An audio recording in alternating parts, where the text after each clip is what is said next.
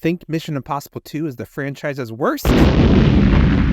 Think again. Buckle up for John Woo's explosive stunts, Tom Cruise's insane daredevilry, and twists galore. So many twists. We'll dive into ridiculous plots, motorcycle chases, and why this hated movie made $500 million. Prepare to have your mind blown, and maybe sing a little Limp Bizkit too. Let's go. Hi, movie lovers. I know a lot of us hold Mission Impossible 2 as the low point of the franchise, and I pretty much agree, but I can guarantee if you stick around to the end of this review, you'll hold it in a much bigger regard. I know what you're thinking. That's not possible. Well, my close personal friend, Anthony Hopkins, puts it like this. Well, this is not mission difficult, Mr. Hunt. It's mission impossible. Before I blow your mind, though, I need you to get into a positive frame of mind. And what a better way to kick off this video than just by hopping down there to the like button right there. Right there, thanks. Okay, well, let's start off with what all the negative Nancys will tell you. This is the worst. The plot is missing substantial twists compared to the first movie. Ethan and Naya don't have a chemistry. Is too flashy. The sport characters are just plot devices. Stuff like that, blah, blah, blah. Okay, let's just get something out of the way first. If you don't want John Woo style shots, then why hire him? This is John, dove-tossing superstar Woo. He made Face Off, for gosh sakes. And that was one of the best action movies, like, ever. I could do a whole video about his bullet ballet filming style, actually. Alexa, set a reminder. Make a John Woo video. We'll call it Bullet Ballet, the story of an action maestro. But yes, John Woo gave us a lot of amazing stunts in this film that I will get into later. So let's get into the nitty-gritty of this film. When they were done with the first film, Tom Cruise turned to director Brian De Palma and said, "Let's do a sequel." And to which he promptly said, "We already have one of these. Why would we do a second?" Obviously, newly found successful movie producer Tom Cruise, whose company Cruise Wagner Productions just made several tons of money, said, "Because of the money." Yeah. So then they went to Oliver Stone to direct and hired David Marconi and Michael Tolkin to start working on the script. Then Oliver Stone had a falling out over the movie, and they also axed the writers. So Brian Braga and Ronald D. Moore were then brought in to rewrite the script. Fresh off of their own '96 success with Star Trek First Contact, still my favorite Trek movie, by the way. But that's not all of the story.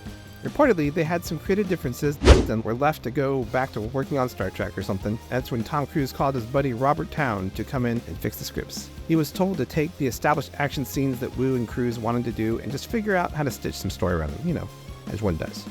So that's kind of why the story seems, how you say, has taken a back seat. Speaking of story, here's what the story is about. So this film starts off with a biogenetic scientist meeting Ethan Hunt to deliver a deadly virus. But twist, it's not even Ethan Hunt, it's a bad guy who destroys the plane by crashing it into the Rockies. Now we meet the real Hunt. Or is it? Yeah, it's him. Okay, he's doing some free climbing in Moab, Nevada. He almost dies. Side note, Tom Cruise injures his shoulder just for this stunt. And when he finally makes it to the top, a drone shoots a cool sunglasses at him and gives him his next mission. This message will self-destruct in 5 seconds. If I let you know where I'm going, I won't be on holiday. Cruise zips off to Seville to recruit Naya, a fancy thief, played by Thandie Newton. He does this by pretending to be a thief himself. But twist, he's actually the head of security. So Ethan follows that up with the next logical step, some fancy car dancing, and they fall in love. Aww. But wait, Anthony Hopkins drops the ball on Hunt and tells him they had him recruit Naya just to send her back to the evil Agent Ambrose's arms, played by Dougray Scott, because Miss Hall and Ambrose had a relationship which he took very seriously. She walked away and he's been wanting her back ever since. We believe she's our surest and quickest way of locating him. They used to be lovers. She agrees to that, and Ethan gets his new team. Aussie Billy Bard, played by Aussie John Polson, and Ving Rhames returns as super hacker Luther Stickle. They do some twisty spy stuff, and everyone ends up in this biolab in Sydney. Ethan does this awesome rappel from the helicopter through the ceiling vent in only 45 seconds at a time. And Ambrose comes up from the lobby shooting everyone. Ethan's about to destroy the last sample of the virus when Ambrose shows up at the lab and shoots the whole place up with bullets. Most things in here don't react too well to bullets. That's right, Marco. So twist, Naya is there too, because Ambrose figures out that she was spying on him via some other twists earlier on. And with so many twists, how are we supposed to keep track? So with no other option, Naya injects herself with the virus, and Ethan flies away, as one does. Later, Ambrose meets with the CEO of the company they just robbed to sell back the virus that he stole because the antidote would be worth quadrillions once the virus takes over Australia. Sorry, Billy.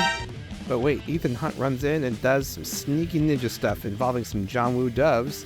Ambrose sees Hunt walk by and sends his right-hand man. Well, I think he's got most of his hand. It's hard to tell. There's some good fighting stuff, and off-screen we hear a big boom. And then the goon guy says Hunt's captured, and he brings in Hunt, and he's gagged and duct taped, and Ambrose taunts him a bit, and then kills Hunt. But twist, to end all twists, it's revealed that it wasn't actually Hunt, it was actually the goon, and Hunt ran away with the antidote. And there's a huge chase scene with motorcycles, and there's some really cool things in the finale fight scene, and we'll talk about in a bit. But Hunt wins, he gets the antidote to Naya, and before it's too late, and it's all good, baby. Yeah.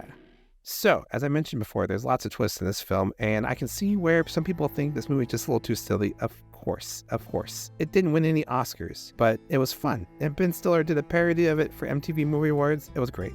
The stunts were obviously where most of the thought was put into this, and it pays off, I think, as a visual spectacle.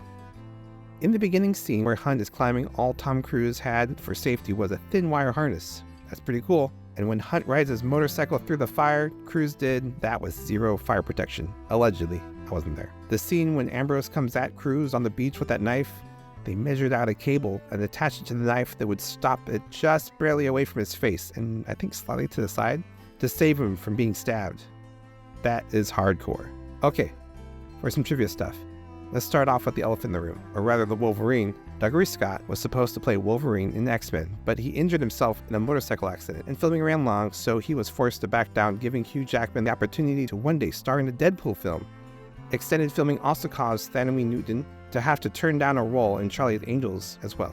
Also, this was the first movie that Metallica wrote a song for, and that song, I Disappear, was leaked on Napster before it got released, which caused them to start their feud with that famous file-sharing platform. So, Mission Impossible 2 killed Napster. I'm just saying it. Speaking of music, Limp Bizkit did a rendition of the theme song for this film as well, and it's pretty good. I don't really have anything else to say about that, I just like it. But wait, Mr. Movie Lover, this movie that the world hates so much, make any money? Did it bomb financially, ruining the franchise before it can even take off? Well, it had a budget of roughly $125 million, and it made $549.6 million, so yeah, it made some cash. So, was it the best movie ever? No, but it's not even close to the worst movie of all time. You know what that is. And it had so many well-crafted action scenes that kept you captivated through the whole film. It was a fun ride that was fueled by Tom Cruise's charisma that just jumped off the screen and Woo's energetic direction.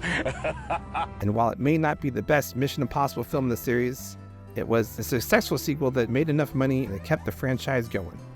Well, movie lovers, did I change your mind? Let me know in the comment down below of what you think of MI2. If you thought this review was helpful, I might have another great one right here for you, just a click away. That's it for me, I'm Mr. Movie Lover, and I'm here to help you love movies. Bye-bye.